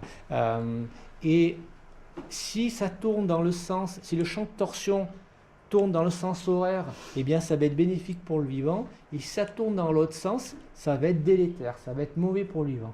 Le but du jeu, c'est de faire tourner le champ de torsion dans le bon sens, pour en fait rendre les choses positives. Et en fait, ce qui m'a amené, enfin ce qui l'a amené également au niveau du projet comme information, c'est que la forme circulaire, c'est la forme qui est la plus adaptée pour générer les champs de torsion, et la matière biocompatible va générer un champ de torsion positif. Donc il va falloir, la matière qu'on va utiliser va être hyper importante, et ce que je n'avais pas pris en compte avant. Du coup, ça m'a poussé à faire évoluer le prototype. Avant, j'étais sur des formes qui n'étaient pas du tout circulaires, qui étaient plutôt anguleuses, et qui étaient utilisées avec une résine qui n'était pas forcément positive. Et les travaux qui ont avancé, eh bien, le but a été d'utiliser de la matière qui a été rendue positive ou de la matière qui était biocompatible, de la résine liquide, parce qu'il faut savoir que c'est fait avec de la résine liquide. Alors ça, c'est des dispositifs que je vais fabriquer avec une matière qui est positive. Et l'idée, c'est de venir également apporter des protections au niveau du dispositif qui, à la base, va générer de la nocivité. Et en fait, ça, ce sont des dispositifs que, par leur champ de torsion statique et par la positivité de la matière, ça va en fait transformer un champ de torsion qui était négatif en champ de torsion positif. L'idée, c'est de ne pas apporter de nocivité dans le cristal. Et ça, en fait, ça a été quelque chose que Alexandre Russanov a été invité donc aux dernières rencontres galactiques là, cet été, et donc Chris Esson présentait son générateur de frill. Donc Chris Esson et Alexandre Russanov se connaissaient déjà, parce que j'avais déjà fait avec Chris Esson une présentation, et donc on s'était déjà vu avec Alexandre. Et Alexandre voyait le setup de Chris qui était dans la vitrine, que tout le monde pouvait voir. Il a dit, mais ça ne va pas du tout, parce que la particularité d'Alexandre Russanov, c'est que lui, il va voir la nocivité. En fait, il va voir les couleurs. Et en fait, quand il y a un rayonnement qui est négatif, il le voit, et quand il voit que c'est positif, il le voit. Donc c'est une aide qui est incroyable, parce que du coup, pour lui, un dispositif qui amène de la nocivité, on ne va rien faire avec. Au contraire, on va diffuser de la nocivité, donc c'est pas bon. Et du coup, il avait des dispositifs sur lui pour venir rééquilibrer au niveau électricité, etc., etc. Et du coup, il a pu, par ses patchs, faire ce que le dispositif de Chris Esson puisse fonctionner, de son point de vue, et que le cristal ne devienne pas délétère, en gros ne se charge pas. Justement, Voilà. à ce sujet, Oui. à quoi mesure-t-on que le cristal est nettoyé, en fait? Comment quoi? À ce sujet, Oui. comment mesure-t-on que le cristal est nettoyé? Eh bien, en fait, comment on peut le mesurer? Là aussi, c'est un petit peu comment on mesure avec le frill. Quelqu'un qui a du ressenti va ressentir qu'il est nettoyé. Si je veux le tester au pendule, mais il faut que je me fasse confiance. Ça demande de se faire confiance. Est-ce que, après, je peux le mesurer avec un cadran ou autre, mais voilà, est-ce que quelle est la nocivité du pendule, quelle est la nocivité du cristal, il est nocif, je vais le nettoyer, voilà. Mais Et le dodécaèdre n'a jamais été essayé pour nettoyer le cristal? alors, le dodécaèdre, il pourrait, mais il ne faut pas que lui-même soit chargé négativement. Ça dépend en quelle matière il va être fait. On va avoir des géométries sacrées qui amènent une protection. Par exemple, le cube de Métatron, ça va être une géométrie qui va être intéressante pour la protection, voire même pour le nettoyage. On va avoir d'autres formes. Donc ça fait partie de mes travaux que je fais sur Helicantics. Je vais travailler sur des formes, on va dire qu'ils vont travailler sur le niveau plus subtil pour le nettoyage. Voilà. Mais c'est vrai qu'on peut travailler sur plein de plans différents. Oui. Mais c'est vrai que Il faut savoir aussi l'orienter, le Métatron. Voilà. Ouais. Dodécaèdre. Mais c'est vrai que là où c'est difficile, c'est que on ne peut le dire que par le ressenti. Donc on n'est pas encore, c'est difficile d'arriver à mener des études entre guillemets scientifiques avec un outil de mesure qui lui-même n'est pas répétable, quoi. Voilà. Donc voilà. Mais pour l'instant, il faut savoir qu'on n'a pas le choix, donc on est obligé de se faire confiance et travailler en équipe comme ça. Voilà. Donc moi, ça m'a poussé à revoir le design de mon générateur de frill avec ici un socle qui va être sur une matière qui va être positive. Il faut savoir que la fabrication d'un appareil, le sens de fabrication va être important. C'est-à-dire que si je fabrique quelque chose qui va être orienté au nord, et bien si je l'oriente au nord, et bien il marchera beaucoup mieux. Voilà.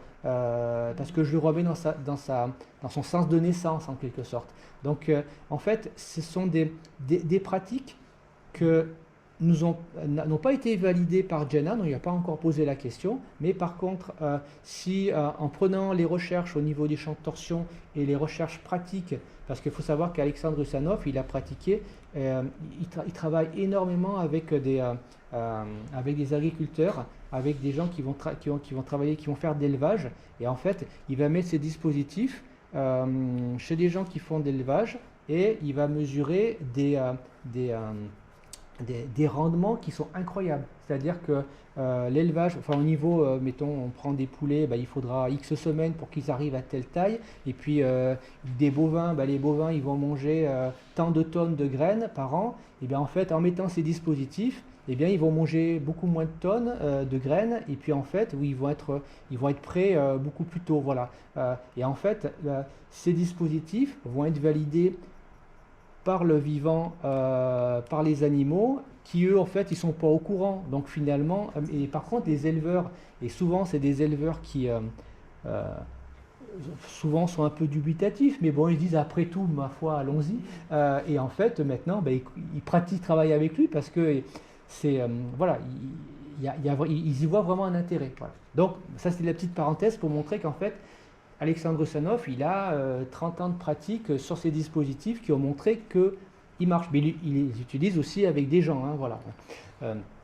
Donc voilà, l'idée c'est de générer un champ de torsion qui génère un champ de torsion positif. Et l'idée c'est d'avoir, et en fait, en travaillant avec une bonne matière, on espère arriver à générer du frill. Mais pour l'instant, ce qui va nous manquer, ça va être ce générateur, et c'est pour ça qu'on est en train de travailler sur de nouvelles versions de générateurs qui seront plus puissants et qui viendront. Voilà. Donc voilà un petit peu où on en est sur nos recherches. Les expériences continuent. Là, j'étais chez Alexandre Rusanov, donc on a fait des tests chez lui, donc on a essayé plein de choses. Vous voyez, avec des petits cristaux, avec des systèmes de Thor. Voilà, donc ça, on a fait beaucoup de choses et on continue encore à échanger. Voilà. Et au final, pour conclure sur ce projet de générateur de frill, on est sur un appareil expérimental qui évolue, qui est fantastique. La mesure du frill, ça va être vraiment un sujet central qui va nous permettre de valider ce qu'on fait. Et en fait, toutes ces expériences vont pousser, on va dire, les chercheurs qui travaillent dessus à s'améliorer au niveau de leurs compétences en électronique, pour ceux qui sont en électronique, en géométrie sacrée, mais également en spiritualité et en conscience. Et en fait, c'est souvent un petit peu comme des gens qui vont travailler dans l'eau, ça va les faire grandir au niveau de leur conscience, leur spiritualité. Et en fait, nous on le voit, tout ce qu'on travaille dans ce projet-là, en fait, ça va faire un travail introspectif sur nous. Et également, c'est un petit peu le but de cette divulgation douce, c'est de travailler, d'expérimenter pour arriver à grandir et arriver à un certain niveau. Voilà. Et c'est pour ça que je vous ai partagé tout ça, parce que le but c'est de le partager, c'est d'expérimenter, c'est de se faire confiance, et puis voilà, c'est d'être à l'écoute, et puis et voilà, et puis et on va y arriver. Vous avez essayé à la proximité des orgonites ou pas? Alors, je vais pas essayer. La problématique des orgonites, c'est qu'elles peuvent se charger négativement. Donc, il y a aussi une problématique de nettoyage avec l'orgonite, mais c'est également un système d'antenne en fait, de diffusion qui peut être intéressant. Donc, en fait, il y a énormément de pratiques, que ce soit avec des fleurs de vie, avec énormément de géométrie sacrée. Et c'est en fait, c'est pour ça qu'on a fait un groupe Telegram. Alors ça, en fait, vous retrouverez sur mon site, sur eolix.fr. Il y a une partie blog, une section qui ne parle que de la partie générateur de frill. Et là-dessus, vous retrouverez le lien avec le groupe Telegram. Aujourd'hui, on est 300 personnes et on expérimente. Alors, il y en a qui ont déjà acheté tout un système qu'ils ont fabriqué eux-mêmes, d'autres qui ont acheté un truc tout fait, d'autres qui ont juste des cristaux et qui expérimentent des choses de leur côté. Et on partage, là, qui vont congeler de l'eau, on va prendre en photo les cristaux, etc. Enfin, il y a beaucoup de partages qui se font là-dessus. Voilà, et l'idée, c'est d'avancer, d'expérimenter dans tout ça, quoi. Voilà. Alors, concrètement, on peut dire que ça sert à quoi le frill? Le frill, ça va être une émission qui va nous permettre d'améliorer notre vitalité, notre santé. Mais Voilà. pas que. Mais pas que. Alors, pour l'instant, le but, c'est la santé. Mais à terme, ce sera l'énergie libre. Mais pour l'instant, on n'en est pas là. Pour l'instant, Jenad a divulgué assez peu de choses au niveau de l'énergie libre. Ce qu'il explique, c'est que ils expliquent que eux, le frill, quand ils vont l'utiliser en énergie libre, ils vont avoir un collecteur au-dessus qui va être en fait un pyramidion métallique, un petit peu celui qu'on trouve sur la pyramide de Gizeh, enfin qu'on aurait trouvé si il ne se l'avait pas enlevé. Et ce pyramidion va venir collecter le frill, et après la transmission du frill, eux ils n'utilisent pas forcément des fils, c'est des choses en fait qui vont se faire sans fil. Et ce qu'ils expliquent, c'est que un générateur qu'ils ont de cette taille-là, chez eux, ça leur permet de subvenir à l'énergie d'un foyer. Voilà. Donc ils ont soit des petits générateurs chez eux, soit ils ont un générateur plus grand dans leur communauté qui va diffuser l'énergie à toute la communauté. Voilà. Donc ça c'est... En fait, je vous donne un petit peu, je me suis un petit peu, entre guillemets, intéressé déjà depuis très très longtemps sur les civilisations antérieures. On dit toujours que les pyramides ont été construites par les Égyptiens, qui est totalement faux et erroné, parce qu'en fait, il y avait une civilisation antérieure où ils avaient cette technologie, et sur toute la planète Terre entière, c'était libre et distribué. Et en fait, c'était tellement poussé, et Nikola Tesla a fait beaucoup de travaux là-dessus, a voulu se réapproprier et divulguer toutes ces informations. Et comme par hasard, il a fait même des expériences qu'on retrouve sur le net. Moi, je suis très pointu là-dessus. Et en fait, tous les gouvernements mondiaux ont dit, ce gars-là, c'est un génie, parce qu'on paye l'énergie qu'on veut nous donner, et comme c'était gratuit, tous les gouvernements on met ça sous verre, et ça existe depuis la nuit des temps. Et en fait, les gens, en fait, on cache beaucoup de choses. Et en fait, pour moi, Tesla est un génie. Est un génie. Et en fait, il a voulu développer tout ça. Il a retrouvé tout ça. Il a fait d'énormes travaux là-dessus. Et en fait, tout a été scellé en fait. Oui, Ouais. d'accord. C'est vrai, c'est vrai.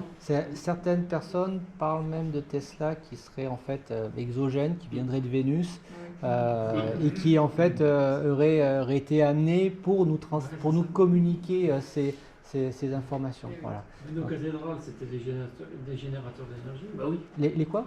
Cathédrale. Oui, Cathédrale, bien sûr, bien bien sûr. Alors là, après, ça nous fait pencher après sur tout l'univers de Tartaria, pour ceux qui s'intéressent, voilà. Et c'est vrai que pour moi, tout ça, c'est lié. Et c'est vrai que pour l'instant, il y a beaucoup d'informations qui sont divulguées. En plus, maintenant, avec la traduction automatique, avec l'intelligence artificielle, on arrive à trouver énormément de contenus qui sont traduits en français, qui sont illustrés, etc.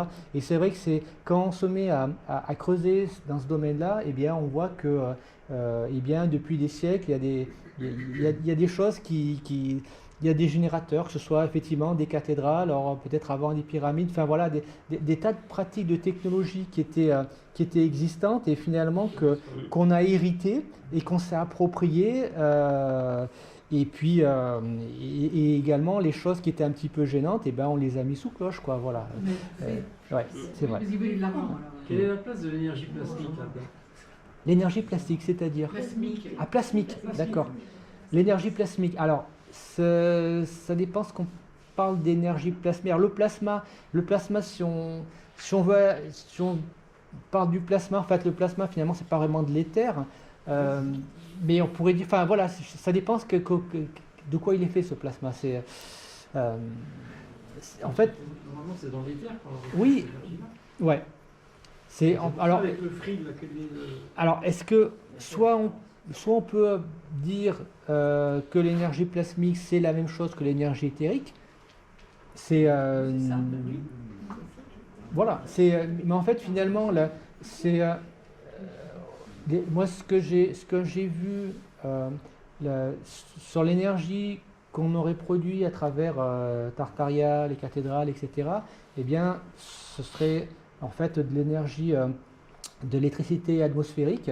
Donc c'est pour ça que les cathédrales étaient aussi hautes, avec des pointes aussi élevées, et avec des systèmes de collecteurs manifestement du mercure, qui viendraient en fait accélérer cette énergie, et en fait cette énergie après vient d'être, soit après elle va être distribuée, soit on venait après s'en servir pour se chauffer. Et en fait, c'est là où c'est intéressant quand on s'intéresse à Tartaria, c'est que quand on regarde les cheminées des grands châteaux, on a des cheminées qui sont gigantesques. Pourquoi faire des cheminées? En fait, elles ne servaient pas à brûler du bois, mais en fait, c'était des dispositifs qui venaient en fait un petit peu comme par induction venir récupérer cette électricité-là et venir par induction chauffer les habitants. Et en fait, au final, quand on a hérité de tout ça, et cette technologie qui a été détruite, et bien au final, on s'est dit qu'est-ce qu'on va faire de tout ça? Et bien on va y mettre du bois, on va brûler ça, mais ça marche pas, ça fait de la fumée, voilà, c'était pas des plafonds trop hauts pour chauffer du mais bois. oui, c'est ridicule. Une Ouais. question, Cédric, tout à l'heure tu as dit que le fril était généré par la rencontre de deux ondes scalaires, Oui. c'est ça? Et toi tu as fait une expérience avec les valises Spooky, c'est Oui, ça? ouais. Et donc en fait, tu arrives avec les deux valises Spooky à générer deux ondes scalaires? Comment tu fais exactement? Parce que je te pose la question parce que moi j'ai la machine du professeur Mel. Oui, ouais, avec WT, les tours, ouais. là, et du coup, comment tu fais pour faire rencontrer les deux ondes scalaires avec Alors en fait, dans ces dispositifs, en fait, on a un émetteur, on a un récepteur, Oui, ça, oui, voilà. je sais, Et en fait, entre l'émetteur et le récepteur, il va y avoir un champ d'ondes scalaires qui va circuler, voilà. Et l'idée, c'est de venir détecter ce champ qui va être émis. Mais là, on ne parle que d'un seul champ, alors Oui, que normalement, c'est ça. le frill, en fait, ça va être deux champs Voilà. qui vont être contrarotatifs et qui vont après générer ce Donc frill. avec tes valises Spooky, tu ne peux pas générer deux champs? Non, non, il y a un seul champ. Un seul champ. Il y a un seul champ. Donc là, tu n'auras pas de frill avec. Non. Non, on n'aura pas de frill, on aura juste du scalaire. Ouais, c'est ça. Intéressant aussi. Ouais, ouais. Ce qu'il faut savoir, et ça, c'est si je prends la compréhension des ondes scalaires et des champs de torsion, eh bien, ce que ne prend pas en compte la recherche des ondes scalaires, le scalaire ne s'intéresse pas au spin, à la rotation. C'est-à-dire que une rotation positive ou négative, c'est quelque chose qui n'est pas pris en compte par les ondes scalaires, alors que quand on regarde, on va dire ce comportement avec le champ de torsion prend en compte le spin. Et en fait, le spin va changer beaucoup de choses. Et ce qu'il faut savoir, c'est que le professeur Mel, qui a développé le SWT et les dispositifs à ondes scalaires, eh bien, pour lui, il ne prend pas en compte le spin. D'ailleurs, ce qui est très intéressant, si on regarde, je vais essayer de remonter dans ma présentation, voilà, au début, ici, tac et tac, voilà. Si on regarde le brevet de Tesla, et bien quand on regarde le brevet de Tesla, l'émetteur, la bobine, elle tourne dans un sens et le récepteur, il tourne dans l'autre. Et ça, en fait, c'est quelque chose qui est important. Il faut savoir que le professeur May, lui, dans ses dispositifs, il ne prenait pas en compte ça. Pour lui, il faisait tourner les bobines dans le même sens. Parce que ça avait pas pour lui, ce n'était pas important. Mais moi, la compréhension que j'ai, c'est que le spin est très important. Et si on veut pouvoir, on va dire, aller plus loin dans le dispositif, il faut tenir compte du spin. Donc, il faut plutôt parler de champ de torsion. En fait, finalement, champ de torsion et onde scalaire, c'est un peu la même chose, sauf qu'on fait attention au spin. Et justement... le champ de torsion, c'est avec une direction précise. Oui, oui, voilà. Et en fait, si on travaille sur de la matière qui est délétère, on va avoir un spin qui va être négatif. Et en fait, il vaudra mieux... on va avoir une onde scalaire qui va être...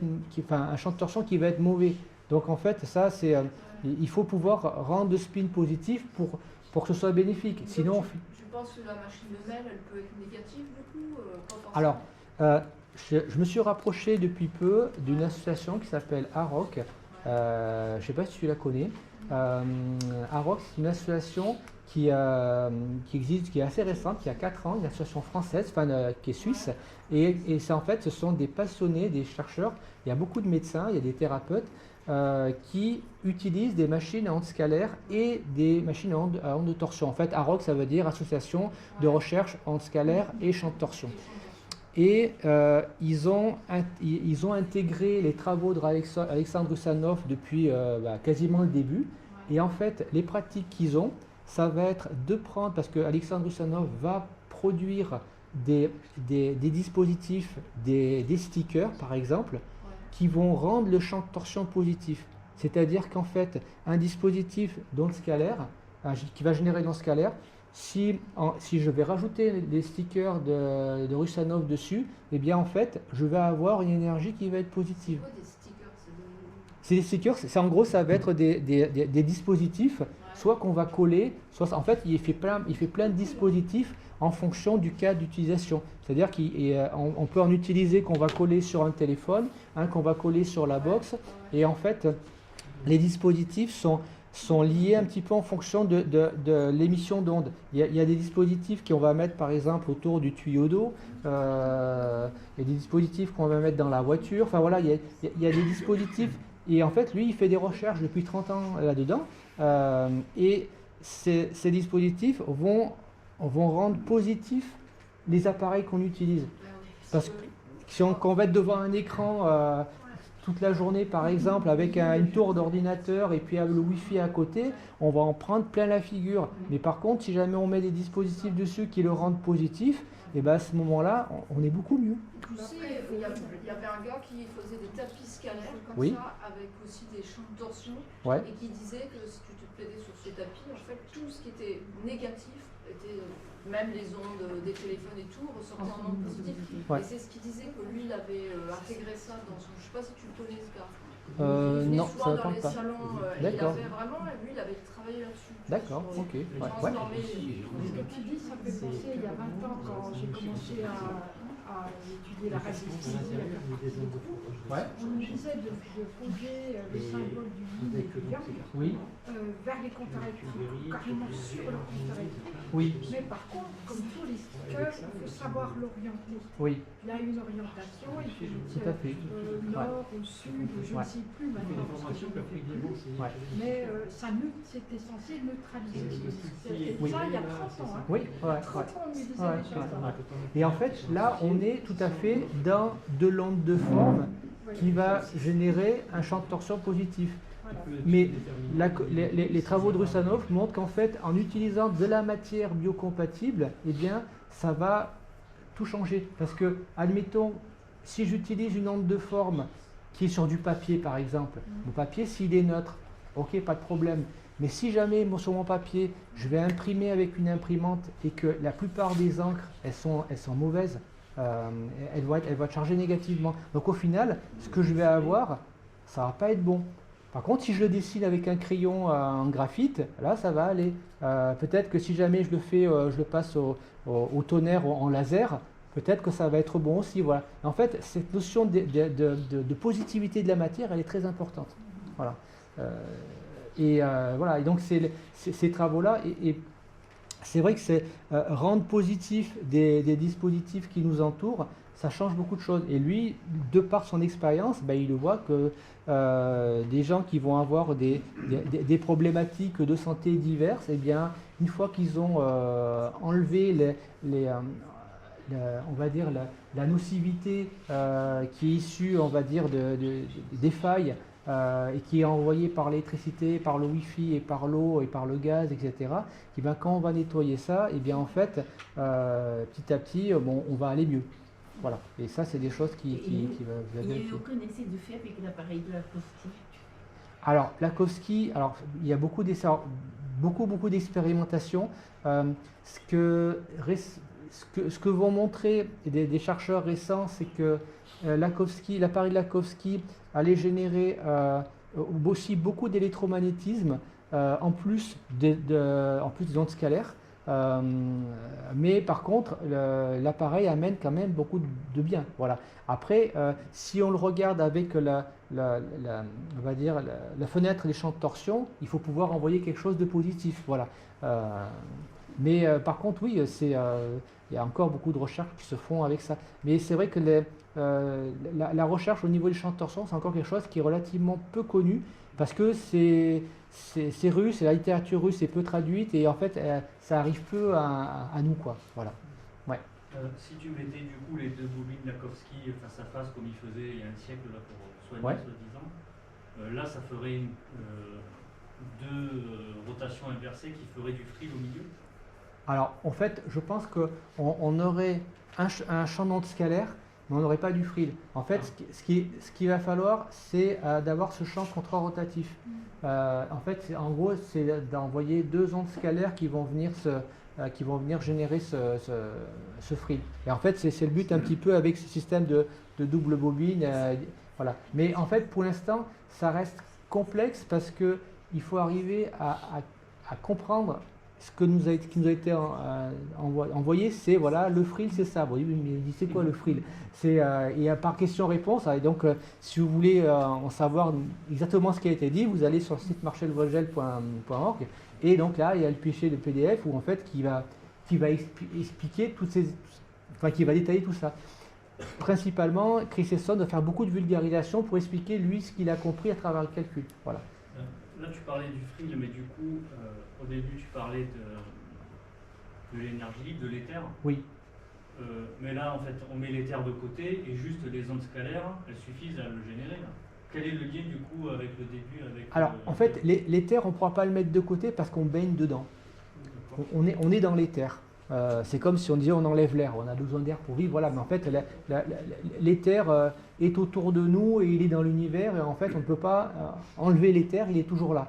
Et en fait, cet éther, si on a un vent d'éther, et bien en fait, ça va amener. Enfin, si on a de la pression d'éther, on va avoir de l'énergie. Le vent d'éther va nous amener la gravité. Et en fait, après, cet éther, quand ça va, enfin, l'éther peut amener du frill. Et ça, en fait, c'est en gros l'explication et les recherches de Chris Esson qui vont expliquer comment, à travers l'éther, on peut générer du frill.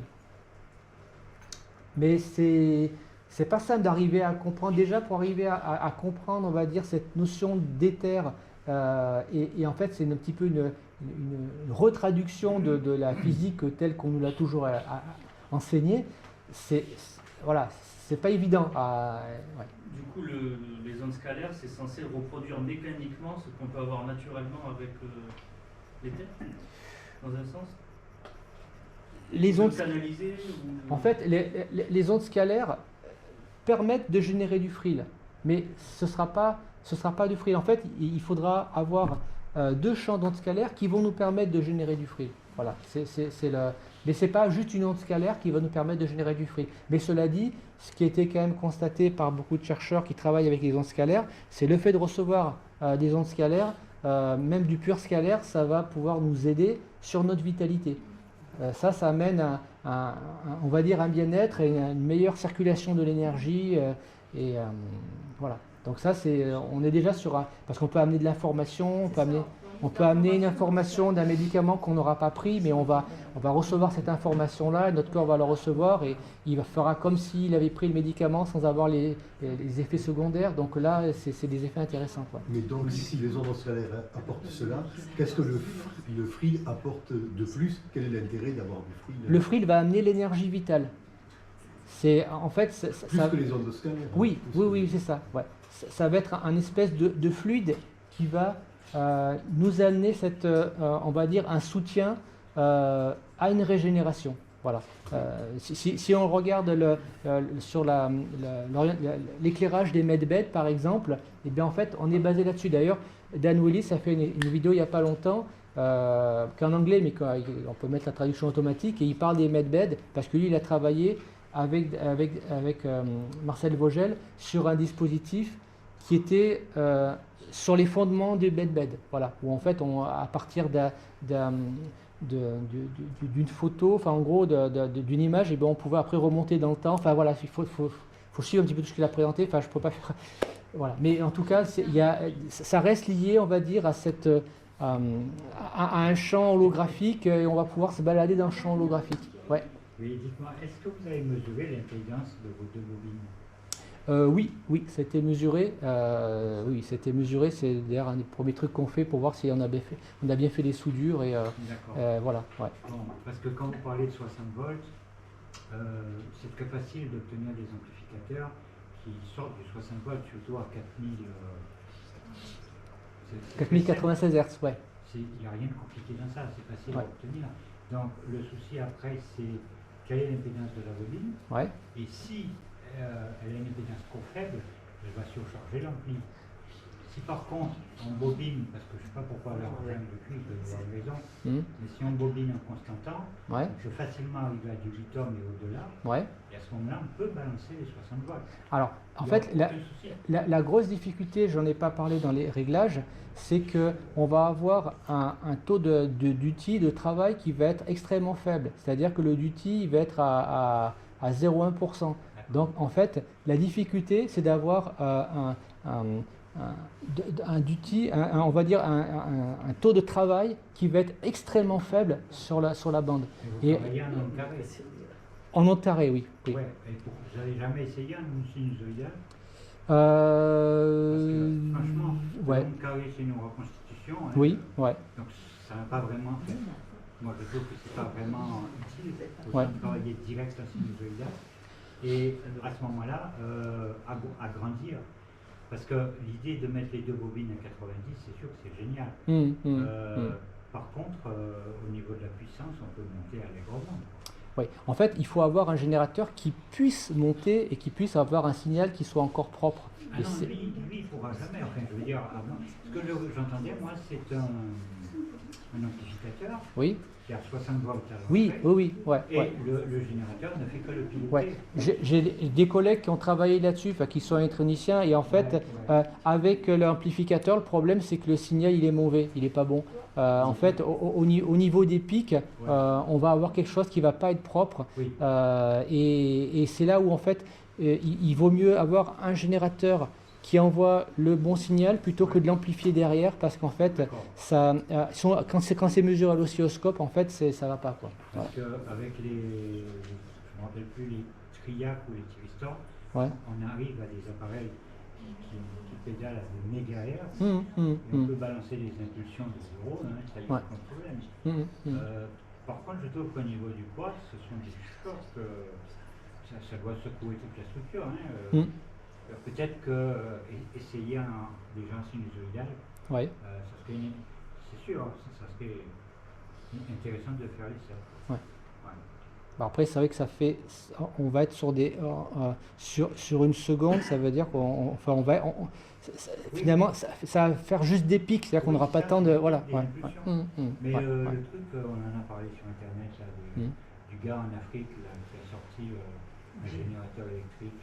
Vous avez déjà parlé de ça. Bon, en fait, c'est ça, il utilise des pillages et des pélistors qui commutent très très haut. Et à ce moment-là, il balance des puissances de folie. Ça. Et si c'est la même chose, mais avec le Constantin en travaillant en alternative, en sinusoïdal, bon, mais ça vaut le coup d'être en fait. Parce que d'après ce que je comprends, il y a un décalage de phase. Oui. Bon. Alors c'est là 280 degrés. Ça risque de même de chauffer. Et bien c'est le problème, voilà, c'est que ça chauffe. Et voilà. Mais après, vous pouvez nous rejoindre sur le groupe Telegram pour venir partager tout ça. Oui, il sera avec grand plaisir.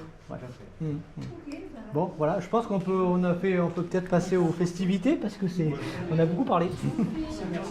Voilà. Merci.